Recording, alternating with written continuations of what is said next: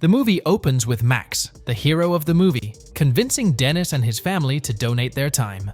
Dennis's family lives in a refugee camp here in Berlin and living in poverty. Max works as a time donation manager for a company named Aeon. This company gives people huge amounts of money in exchange for a few years of their life and transfers the time taken from them to rich people. With this, rich people can reverse their increasing age and become young again, and young people can become rich quickly. But the price for becoming rich is their youth. After finalizing his 15-year deal with Dennis, Max goes to Aeon's office, where many people are showing up to protest against the company. But Max has become used to all of this now, because he has been working for this company for the last many years. Today is going to be a significant day in his life. Max has arranged more than 270 years of time donation to this company so far, and today, Max will receive the Aeon Company's Time Donation Manager of the Year award. Just then, Sophie Tyson, the owner of Aeon Company, arrives and congratulates all the winners along with Max. She further explains how old age and death bind humans. If great literateurs, scientists, and musicians had been able to live for 100 or 150 years, they would have made this world much better. For this, Aeon is personally donating their time to 15 Nobel laureates so that they may continue to do great work for the world. Now we see that the time donation process has been completed and old Nobel laureates have become young again. Then comes the dangerous turn of the story. A man attacks and kills all the 15 Nobel laureates and makes a symbol on the wall. This symbol belonged to the Atom Group. This group is against Aeon Company and considers this kind of time donation against humanity. This attack creates chaos in the Aeon Company, and Kaya and Victor set out to destroy the Atom Group. Here, Max living in a big apartment with his wife Ellie, who is a doctor, and living their life happily. One day, both of them go to Ellie's house to meet Ellie's parents, where Ellie's father is not happy with Max's work. He considers it wrong. They have a brief argument, but Ellie intervenes and calms them down. Coming back to their apartment, they both find that their building is on fire, and his apartment has been completely burnt. They go to their lawyer. The lawyer says that the fire did not start due to any spark or short circuit. This fire was caused by a candle, which the insurance company considers to be your negligence, and hence the insurance company will not pay anything. This means that you will have to pay the full price of this apartment, in which you guys lived on rent, which is approximately $2.5 million. Before shifting into the apartment, Ellie had signed a contract in which Ellie had given her time as security. To repay $2.5 million, Ellie will have to donate approximately 40 years. Both of them are in deep shock. And then the police come and take away Ellie, as they suspected that Ellie and Max might run away. Now Max goes straight to Sophie Tyson where he works. Max asks Sophie for a loan of $2.5 million. Since Max's record was good, Sophie tells him she'd think about it. Days passed by, but no response came from Aeon Company.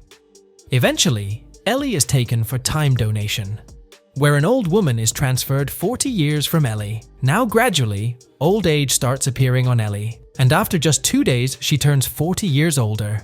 Meanwhile, due to this donation of 40 years, Ellie meets an abortion too. This breaks Ellie completely when she looks at herself and Max in the mirror, so she realizes that now both of them cannot live together. Ellie's life is over now, but Max still has his whole life ahead of him. She thinks it is right for both of them to separate. Max tries to convince her a lot, but Ellie does not agree and leaves Max and goes to her parents. Ellie had grown older than her mother. It was very difficult for her parents to see this. Max says he will fix everything. Now, Max gets a call from his office. He immediately goes to the office and learns that he has got a promotion. Max says he doesn't want a promotion, he just wants Ellie's 40 years back. It is horrifying that this all happened to his wife at the same company for which he worked. Then he sees Sophie Tyson there. He runs to her and tries to talk to her about his wife, but Sophie doesn't say anything. Max sees that Sophie's age is decreasing. She is getting younger. Max realizes that Sophie is the woman to whom Ellie's 40 years were given. That's why Sophie didn't help Max. When Max is thinking about how to get out of this problem, a girl comes there and tries to sell him drugs. Max refuses, but something bothers Max. He follows the girl and sees her inserting her card into a machine and taking a cigarette. But children here cannot buy cigarettes. This means she is not a child. She has reduced her age through time donation.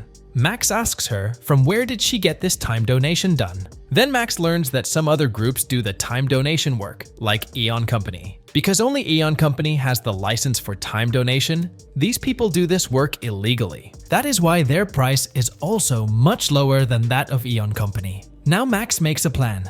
He takes a fake passport and a gun from the black market. He starts chasing Sophie Thyssen. One day, Sophie visits her daughter's grave and asks her bodyguards to wait outside. Max follows her and enters through the back gate, knocks Sophie unconscious and kidnaps her. Max sees that Sophie has transformed into a young girl.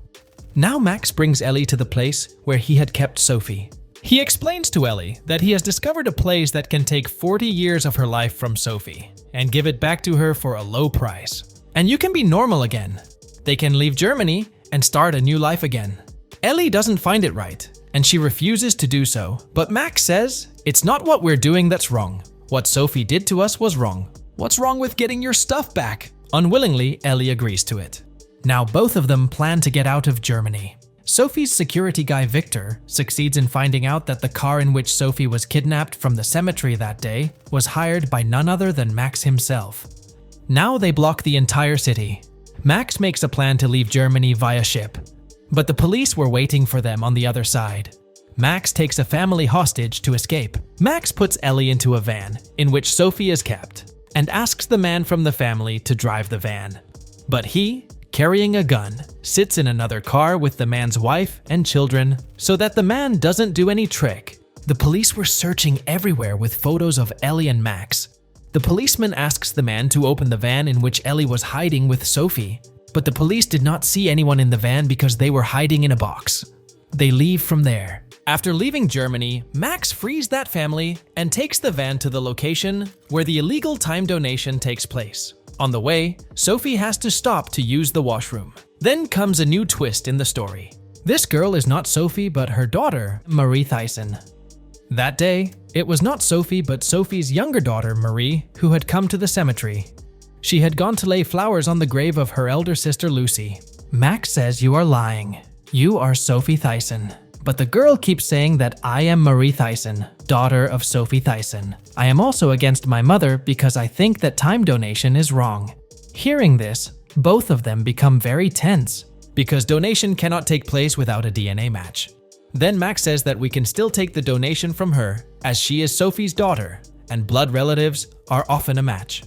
Now they decide to stay that night in a closed hotel. Marie requests them that she needs to take a bath.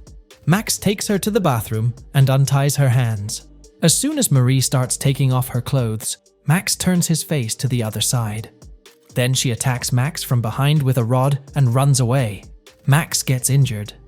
Marie runs away into the forest where she gets stuck in a swamp. She is about to sink into the swamp when Ellie comes there and saves her life. They return to the hotel, tie up Marie again, and go to sleep. Here, Kaya and Victor find the location where Max and Ellie are hiding.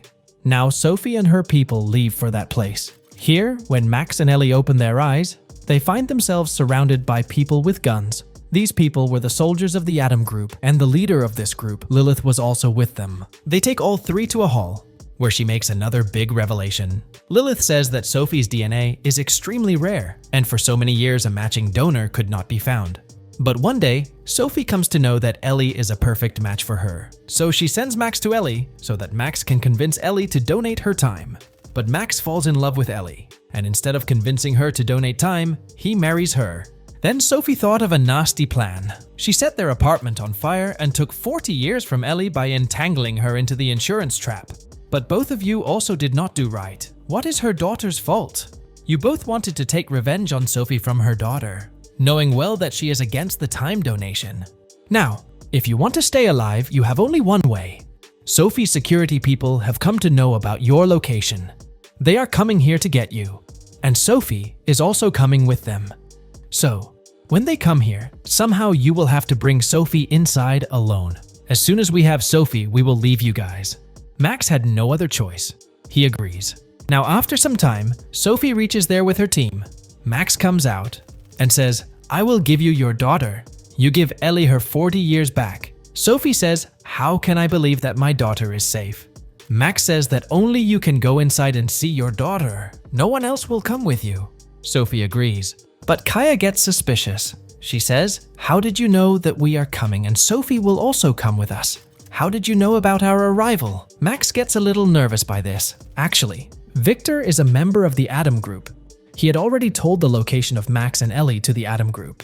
Then Lilith orders Victor to kill Sophie. Just as he is about to shoot Sophie, Kaya learns that her partner is from Adam's group.